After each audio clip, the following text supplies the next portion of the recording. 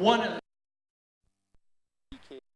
And he is walking, I believe, across Canada, the 500-day walk, and it's for organ transplant, and he's founder of the step-by-step program. And I'll turn it over to him, and he can explain. He's in Brandon. He came on Thursday, wasn't it? Friday. Friday. And then heading on. Floor is yours. Thank you. How's everyone this morning? Good. Good. We've really enjoyed being in Brandon the last few days. We have a very beautiful town. We got a chance to see the Wheat Kings on Friday. Was anybody there watching the game? Oh, what? Is that all the fans that we have? You gotta support your team a little bit more.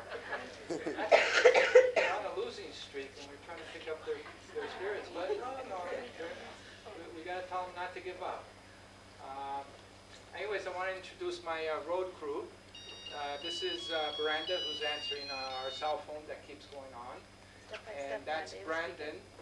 He's doing a documentary. He's going to document the whole walk, and then we're going to put it out on the television. And they're both from Fort Frances. Does everybody know where Fort Frances, Ontario is? Do you know where it is? It's pretty far from here, right? Yeah. Well, they both joined me about a month ago, and they're recent high school graduates, and they're coming on for a whole year, because I have a year of walking left to do, and they're finding it both exciting, but a lot of hard work. So it's going to be quite the experience for them. Now, the reason why I'm walking, you might want to ask. You want to ask why a guy would be crazy enough to walk across Canada? Oh, yeah. Especially in winter. That even makes it more crazy. Well, I'm trying to get the attention of our government, and also I'm trying to leave people with a message. And the message is that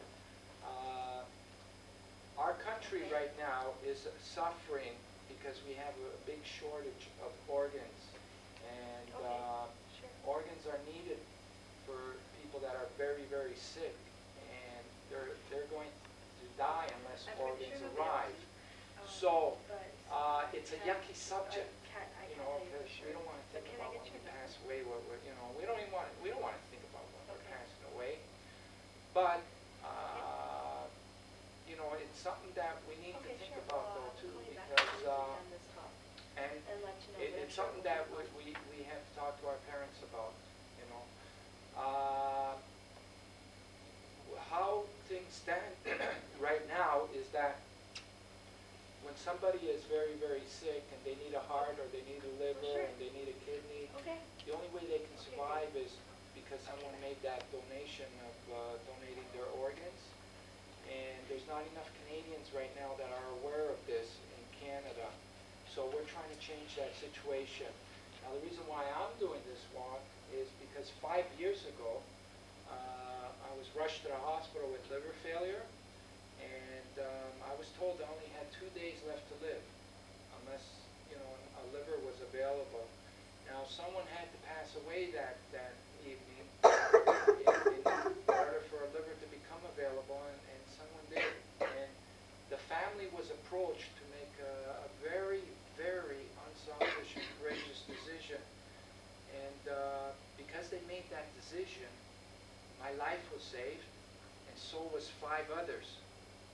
So you see how important that is?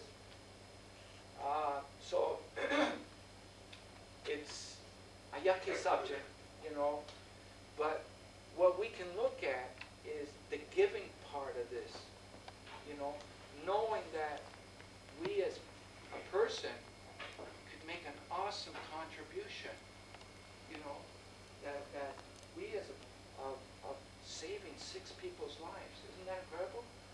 And just think about that. Now, if we seen somebody drowning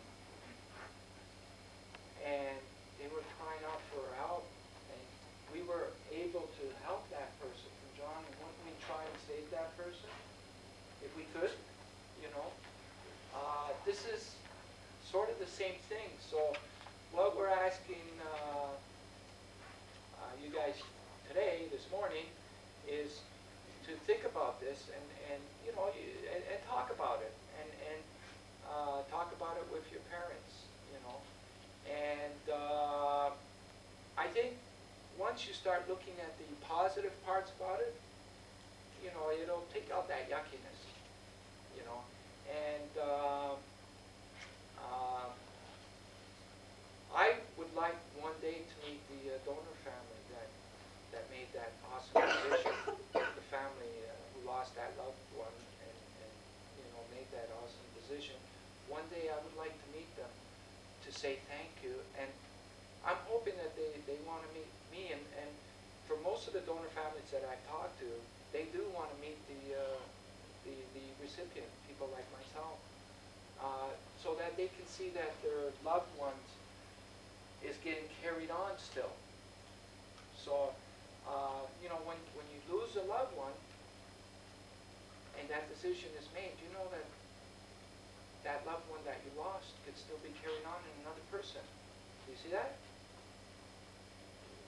So, it's still a bit of a yucky subject, you know, but there's other countries right now that have sort of talked about this more than we have.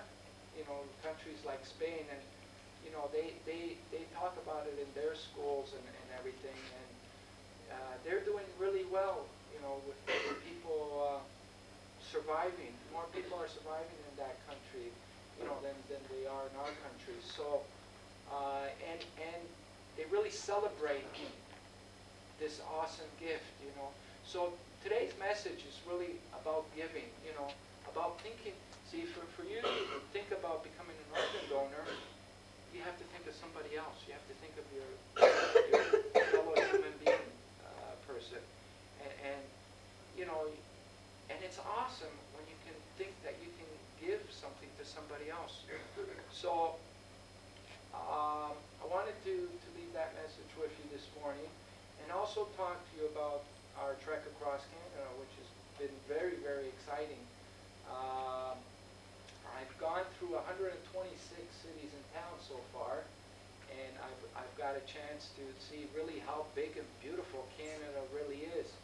So that's the other part that I want to encourage you guys this morning is this became a dream of mine to do, and I had a lot of barriers in my way to try and follow this dream, but I kept persisting, and I'm still in one piece, and today is day 238 of a 527-day walk, and I've walked over 3,000 kilometers.